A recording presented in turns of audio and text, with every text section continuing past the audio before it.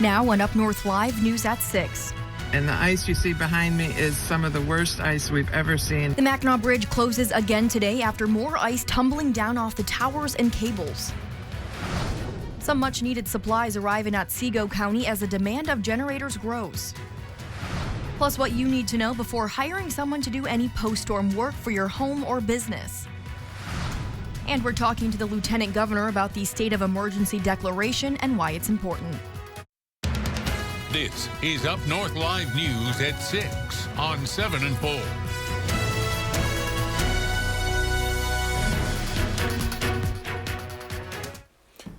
Continuing our storm coverage tonight as the Mackinac Bridge is once again closed due to falling ice. The alert was issued around 8 o'clock this morning. Take a look at this video shared by the Mackinac Bridge Authority. Watch the left side of the traffic. You can see ice narrowly missing cars that were crossing the bridge at the time just before the closure. No one was hurt, but officials say this video illustrates just how dangerous falling ice can be. Right now, there is no expected schedule for reopening, but when conditions improve, the bridge will be reopened to traffic. Lieutenant Governor Garland Gilchrist says he will be in northern Michigan this week to not only see the damage from the ice storms firsthand, but also to thank first responders. His visit comes after Governor Whitmer declared a state of emergency for 10 northern Michigan counties. We are releasing every resource that is necessary to make sure that the local officials have what they need to keep people safe, to get power restored, to clear off debris, to make sure we have the resources to open shelters and get people the needed things. They need food, oxygen has been at a shortage. And so the state emergency declaration is just the state of Michigan saying whatever you need, we will deliver. And you can watch my full interview with the Lieutenant Governor tonight on Up North Live Unscripted at 6:30 on Facebook, YouTube, and X. Gilroy's Hardware in Gaylord and Lewiston got some much-needed supplies today for those impacted by the storm. A delivery of generators, chainsaws, and other supplies were unloaded at the Gaylord store this morning. Staff were outside unloading 15 new generators and other supplies, which were selling before even making it inside. I didn't realize the severity of the devastation until I came over here personally on yesterday morning. And we've sold out of generators, we've sold out of chainsaws, so we rallied a bunch of our managers and supervisors from around the state to resupply us with generators, chainsaws, gas cans, accessories, you name it, anything someone might need during a power outage. And even with no power at the store, staff relied on headlamps to help customers find the items they need in the dark. So far, Morgan says the store has sold 40 generators. Along with trying to restore power and clean up, flooding is becoming another concern. Sumner Moore spoke with restoration experts and shows us what people are dealing with in Alpena 4 days after the ice storm. You want to make sure that the power is off before you go down into that basement. You do not want to step on in. That is key, is not to hurt yourself in a situation like this. As thousands of people remain without power across Northeast Michigan, many are also dealing with flooded basements. I spoke with water damage experts to see what you should do if your basement is flooded both with or without power. Have gas for generators.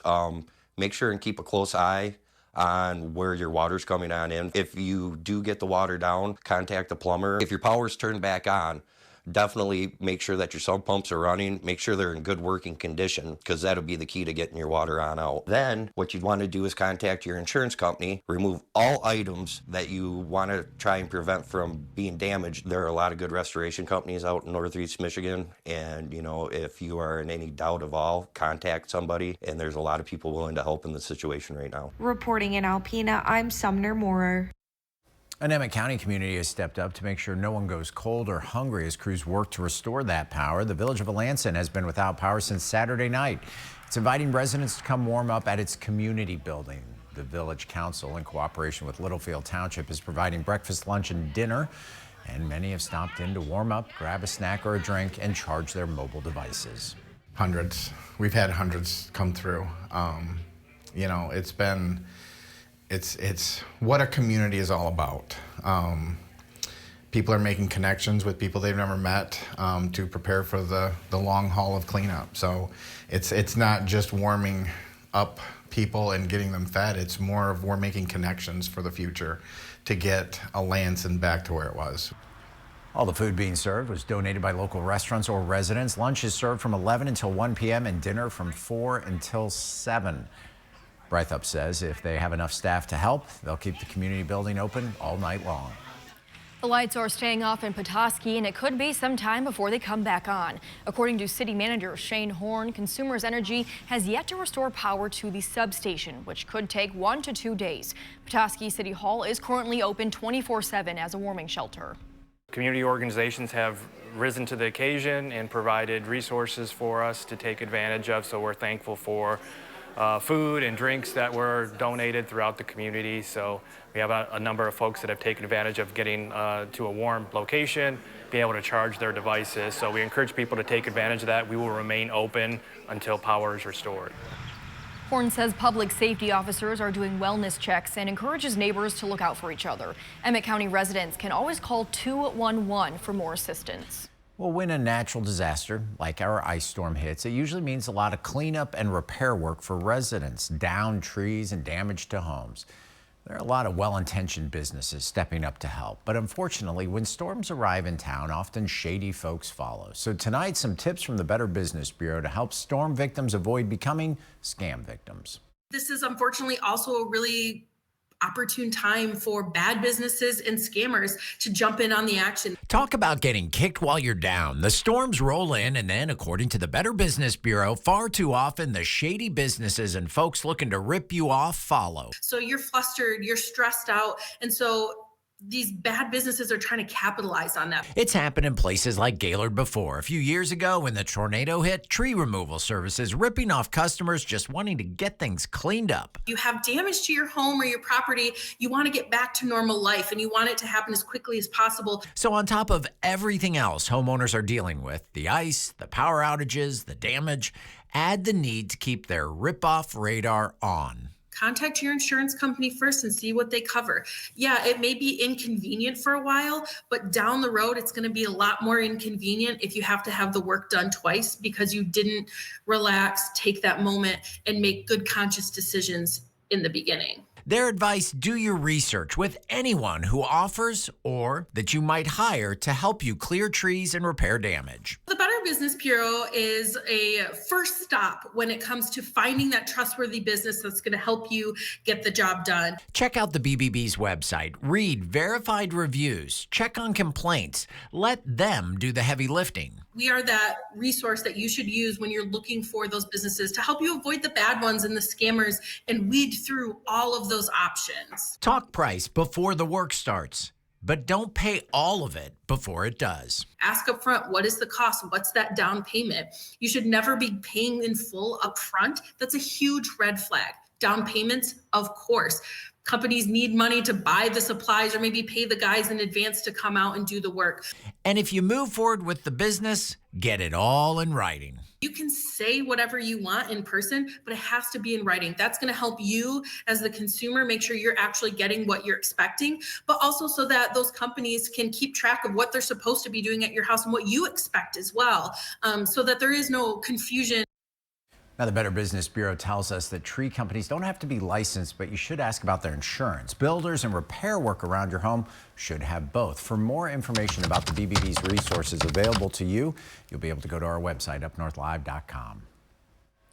An update now on the future of a proposed public safety center in Antrim County. The county administrator says a petition was signed by 10% of voters to stop the county from issuing bonds for the project without voters' approval. Our Allie Baxter joins us live now from the Content Center. And Allie, you spoke with the county administrator today. What did he say happens now? Yeah, Maya, right now the county clerk's office has to validate these signatures before the next step happens. It could take a couple weeks to do that. Until then, we're looking at this leading to a special election. I mean, it's a large amount of money. It's multi-million dollars. That's what Antrim County Administrator Jeremy Scott says he hears a lot from the public when talking about the proposal for a public safety center. It's a project that failed to come to life when it was placed on the November 2024 ballot as a millage. This is a problem that's existed for decades. It's been said that it keeps getting kicked down the road. The truth is, the problem hasn't gone away, and we have a deficient jail. In January, the county's Board of Commissioners voted to issue bonds in an amount not to exceed $25 million to pay for the majority of the new center. Part of the bonding process, the public has the opportunity to gather signatures for a petition to push that bonding to a vote of the public. Scott says 2,200 signatures were needed and 2,800 were gathered. After being validated, a special election would likely take place in August because the deadline to put something on the May ballot has passed. Time literally does equal money here. We're anticipating $1.5 million increase in construction costs every year. At this point, this already puts us back about 6 months at minimum. Scott says the county has considered every option for an alternative plan, and they've gone as far to create a booklet explaining why certain financial plans will or won't work. Of course, we want as much public support as possible. It's hard to get public support behind a jail because it's not a positive, it doesn't feel like a positive impact. However, there is opportunities for positive impacts. We do want public support, but it is a requirement. It is something that the counties are statutorily required to provide. The Public Safety Center project is supposed to include a new jail, sheriff offices, 911 dispatch, and an emergency management center. Bonds approved by the county board in January would not have resulted in new taxes. Live in the Content Center, Allie Baxter, back to you.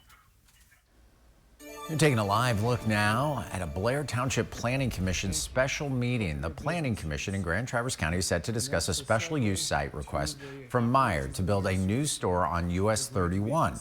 According to the agenda, the plan includes a drive-through pharmacy, garden center, and gas station. The Planning Commission will decide whether to recommend the plan to the Blair Township Board. Tonight on UpNorthLive News at 11, we're going to let you know if the plan was recommended and what happens next. The Grand Traverse 911 director is retiring after nearly 3 decades of service. Hear from the former director about his career coming up. And kind of a complex system arriving tomorrow. Look at how much snow and ice is on the way and perhaps some severe weather too. More on that after the break. I'm Jada Johnson from Big Boys TV, and the Fish and Game Report is sponsored by Johnson's Propane.